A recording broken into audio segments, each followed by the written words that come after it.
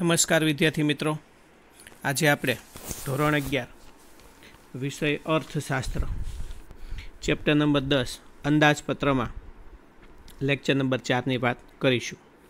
Lecture number 4નો પ્રશ્ન બની જાય કે વસ્તુઓ અને સેવાઓના કરના પ્રકારો જણાવો. રેડી? એટલે કે વસ્તુઓ અને સેવાઓનો કર એટલે કે જીએસટીના પ્રકારો જણાવો. અગાઉના લેક્ચરમાં આપણે વાત કરી ગયા કે વસ્તુઓ અને સેવાઓના કરનો અર્થ આપો. બીજો સવાલ બની જાય કે વસ્તુઓ અને સેવાઓના કરના શું જણાવો? પ્રકારો જણાવો. વસ્તુઓ અને સેવાઓના કરના બે પ્રકાર પાડવામાં આવે છે. એક તો કે CGST કર છે ને, એના બે પ્રકાર પડે. પેલું CGST, SGST, પછી UTGST અને બીજો પ્રકાર પડશે IGST. આવડી જાય વિદ્યાર્થી મિત્રો. વસ્તુઓ અને સેવાઓના કરના કેટલા પ્રકાર હોય? બે પ્રકાર પાડવામાં આવે છે. રેડી? પહેલા પ્રકારની વાત કરીએ તો કે કયો જીએસટી આવશે? CGST. CGSTનું ફૂલ ફોર્મ આપણે જોઈએ તો કે central goods and service tax. કેન્દ્ર સરકાર જે વેરા વસૂલ કરે ને એને CGST કહેવાય. SGST એટલે શું? State goods and service tax. રાજ્ય સરકાર જે વેરા વસૂલ કરે ને એને SGST કહેવાય. અને UTGST એટલે શું? Union territory GST. કેવો? યુનિયન ટેરેટરી GST જે વસૂલ કરવામાં આવે છે ને એને આપણે વાત કરીએ તો કે UTGST તરીકે ઓળખવામાં આવે છે. યુનિયન ટેરેટરી GST એટલે શું? કેન્દ્ર શાસિત પ્રદેશોમાંથી જે વેરા વસૂલ કરવામાં આવે છે એને યુનિયન ટેરેટરી એટલે કેન્દ્ર શાસિત પ્રદેશોનો જે વેરો વસૂલ કરવામાં આવે છે ને એને UTGST તરીકે ઓળખવામાં આવે છે. ખ્યાલ આવી જાય વિદ્યાર્થી મિત્રો? અને IGST એટલે શું? તો કે ઇન્ટરગ્રેટેડ GST. ઇન્ટરગ્રેટેડ એટલે શું? એક રાજ્યમાંથી આપણે વાત કરીએ તો કે બીજા રાજ્યમાં જે વ્યવહાર કરવામાં આવે એના ઉપર જે વેરો વસૂલ કરવામાં આવે એને IGST આપણે વાત કરીએ તો કે ઇન્ટરગ્રેટેડ GST તરીકે ઓળખવામાં આવે છે. ખ્યાલ આવી જાય? જીએસટીના કેટલા પ્રકાર હોય? બે પ્રકાર હોય છે. એક તો કે CGST એટલે સેન્ટ્રલ GST કેન્દ્ર સરકારનો વેરો. SGST એટલે રાજ્ય સરકારનો વેરો. અને UTGST કેન્દ્ર શાસિત પ્રદેશોનો વેરો. બે વેરા ફરજિયાત હોય. દાખલા તરીકે કેન્દ્ર સરકારનો વેરો અને રાજ્ય સરકારનો વેરો. હવે કેન્દ્ર સરકારનો વેરો હોય તો કેન્દ્ર શાસિત પ્રદેશોમાં કશું એનો વેરો આવશે, એમાં રાજ્ય સરકારનો વેરો આવશે નહીં. અને ઇન્ટરગ્રેટેડ GST એટલે શું? આંતરરાજ્ય સાથે વેપાર કરશું આપણે, બીજા રાજ્ય સાથે આપણે વેપાર કરશું ને જે વેરો વસૂલ કરવામાં આવે કાં તો જે વેરો લાગે એને IGST તરીકે ઓળખવામાં આવે છે. ખ્યાલ આવી જાય છે વિદ્યાર્થી મિત્રો? જીએસટીના કેટલા પ્રકાર હોય? બે. કાં તો વસ્તુ કે સેવાના કેટલા પ્રકાર હોય? બે. પેલું CGST, IGST અથવા UTGST. ખબર પડી ને? C એટલે કેન્દ્ર સરકારનો વેરો, I એટલે રાજ્ય સરકારનો વેરો ને UT એટલે કેન્દ્ર શાસિત પ્રદેશોનો વેરો. દાખલા તરીકે અમદાવાદનો એક ઉત્પાદક ભાવનગરમાં વસ્તુ કે સેવાનું વેચાણ કરે છે. અમદાવાદ હોય કે ભાવનગર હોય, બે આવ્યું કઈ જગ્યાએ? ગુજરાતમાં. તો એના ઉપર દાખલા તરીકે વાત કરીએ તો કે ધારો કે 18% GSTનો દર હોય અને વસ્તુની કિંમત 100 રૂપિયા હોય તો GST કઈ રીતે ગણવામાં આવે? હવે 18% GST છે વસ્તુ ઉપર તો 9% GST કોનો હશે? CGST હશે. અને 9% કોનો હશે? SGST હશે. ખબર પડી ગયું? આમ 18% ટોટલ થઈ ગયું. હવે વસ્તુની કિંમત કેટલા રૂપિયા છે? 100 રૂપિયા. તો 9 રૂપિયા કયો વેરો આવશે? CGST. અને 9 રૂપિયા કયો વેરો આવશે? SGST. તો વસ્તુની કિંમત કુલ કેટલા રૂપિયા થઈ ગઈ? 118 રૂપિયા. ખ્યાલ આવી જાય છે વિદ્યાર્થી મિત્રો? CGSTમાં કાં તો SGST કાં તો UTGST. અથવા આવું કે UTGST એટલે શું? દાખલા તરીકે દીવની અંદર કોઈ એક વ્યક્તિ દીવમાં જ વસ્તુનું વેચાણ કરે છે તો એનો CGST કેટલા ટકા લાગી ગયો? 9% લાગી ગયો. SGST કેટલા ટકા લાગી ગયો? 9%. ટોટલ કેટલા ટકા વેરો લાગી ગયો? 18%. એનો CGST આવશે અને બીજો એમાં SGST નહીં આવે. કયો GST આવશે? UT GST, યુનિયન ટેરેટરી GSTનો સમાવેશ કરવામાં આવે છે. અને એનો બીજો પ્રકાર કયો GST આવશે? IGST. એટલે શું? IGST આપણને ખબર છે, ઇન્ટરગ્રેટેડ ગુડ્સ એન્ડ સર્વિસ ટેક્સ. દાખલા તરીકે વસ્તુ કે સેવાનું આંતરરાજ્યમાં વેચાણ કરવામાં આવે.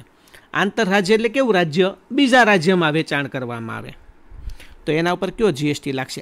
IGST લાગશે. દાખલા તરીકે અમદાવાદનો એક ઉત્પાદક વસ્તુનું વેચાણ ક્યાં કરે? મુંબઈ કરે. અમદાવાદ એટલે ગુજરાતમાં આવ્યું, મુંબઈ એટલે મહારાષ્ટ્રમાં આવ્યું તો તેના પર કયો GST લાગશે? IGST લાગશે. દાખલા તરીકે વસ્તુની કિંમત 100 રૂપિયા હોય, IGST કેટલા ટકા હોય? 18% હોય તો વસ્તુની કુલ કિંમત કેટલા રૂપિયા થઈ ગઈ? 118 રૂપિયા. આવડી જશે કે વસ્તુઓ અને સેવાઓના કરના પ્રકારો જણાવો. કેટલા પ્રકાર હોય? 2 પ્રકાર હોય. એક તો કે CGST, SGST અને UT GST. રેડી? એની અંદર વાત કરીએ તો કે કેન્દ્રનો વેરો અલગ હોય ને રાજ્યનો વેરો અલગ હોય. ને બીજો IGST, આંતરરાજ્ય સાથે વેપાર કરશે તો સીધો જ વેરો લાગી જાય છે. એને IGST, ઇન્ટિગ્રેટેડ GST, ડાયરેક્ટ સીધું સરકાર પાસે વયો જાય 18%. આવડી જશે. ત્યાર પછીના મુદ્દાની વાત કરીએ તો કે વસ્તુઓ અને સેવાઓના કરનો અમલીકરણ વિશે જણાવો. એનું અમલ ક્યારે થયું? આપણે આગળ જોઈ ગયા કે ભારતીય બંધારણના સુધારા બાદ વસ્તુઓ અને સેવાઓના કરનો અમલ 1 જુલાઈ 2017થી થયેલો જોવા મળે છે. આવડી જાય.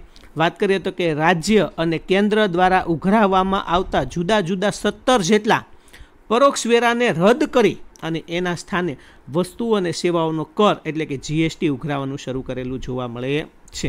હવે GSTની રચના કઈ રીતે કરવામાં આવી?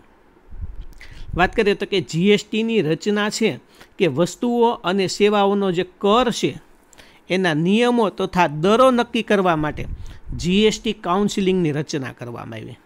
કાઉન્સિલિંગના અધ્યક્ષ સ્થાને દેશના કોણ હોય છે? નાણામંત્રી હોય છે. આપણે અગાઉ જોઈ ગયા.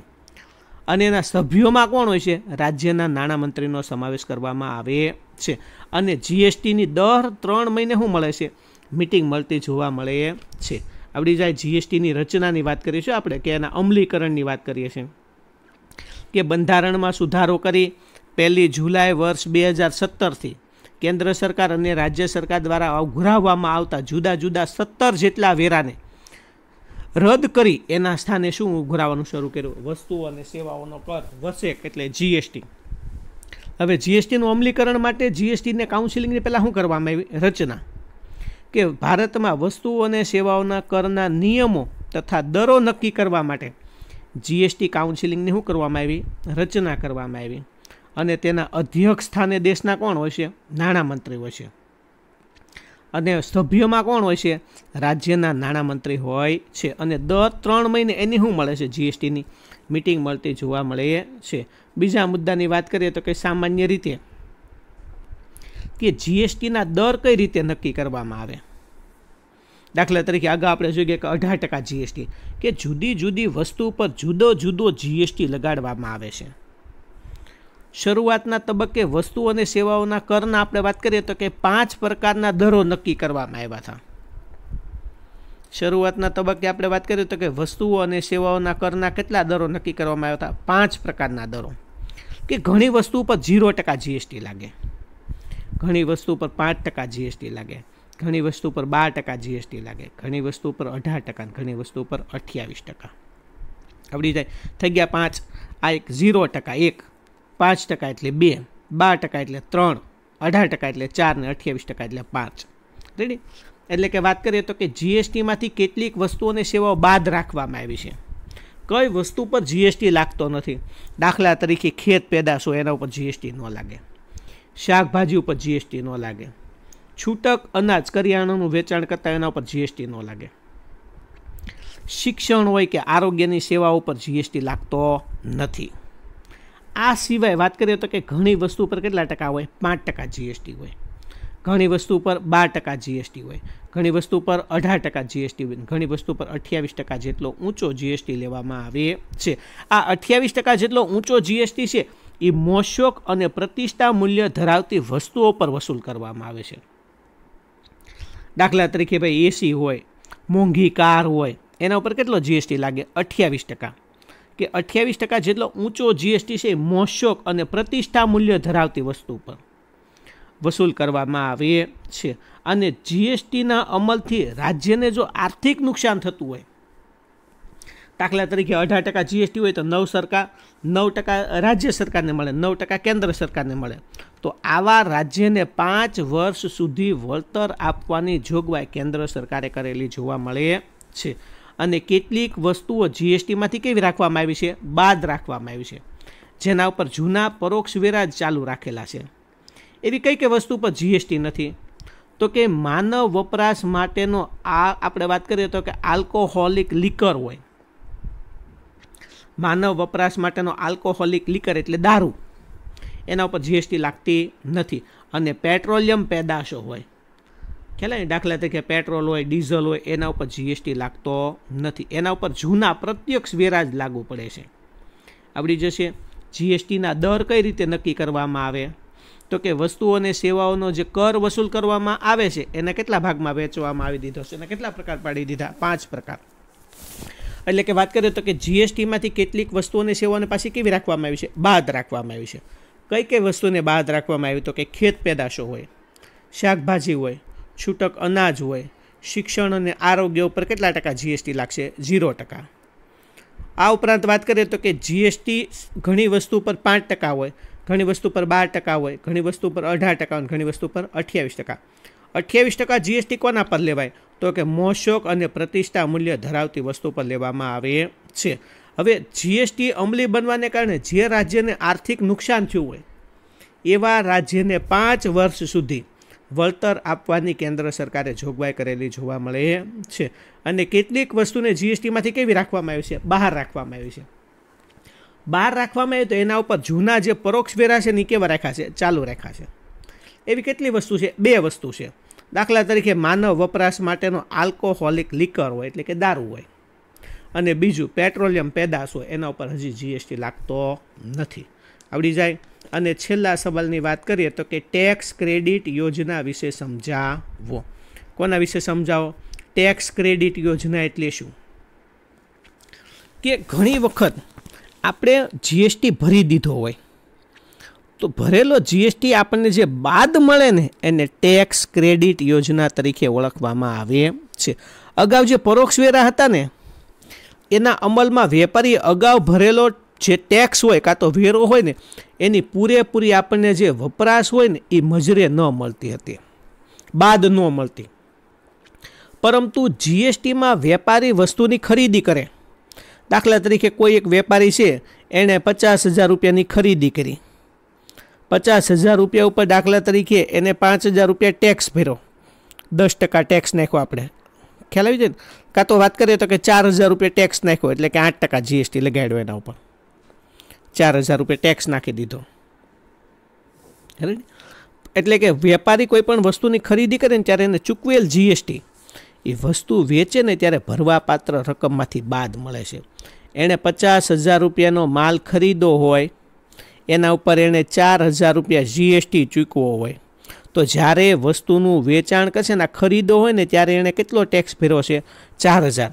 એ જ્યારે વસ્તુનું વેચાણ કરે, 50,000નો માલ લીધો એ 60,000 રૂપિયામાં વેચે છે ત્યારે એને 4,800 રૂપિયા દાખલા તરીકે જીએસટી ભરવાનો થાય. પણ અગાઉ એણે 4,000 ભરી દીધો હતો, હવે માત્ર એને કેટલા ભરવાના આવશે? 800 રૂપિયા જ ભરવા પડશે. કારણ કે અગાઉ જ્યારે એણે ખરીદી કરીને માલની ત્યારે 4,000 ભરી દીધા હતા. હવે વેચાણ કરશે ત્યારે એને 4,800 નહીં ભરવા પડે, માત્ર કેટલા રૂપિયા ભરવા પડશે? 800 રૂપિયા. એને ટેક્સ ક્રેડિટ યોજના તરીકે ઓળખવામાં આવે છે.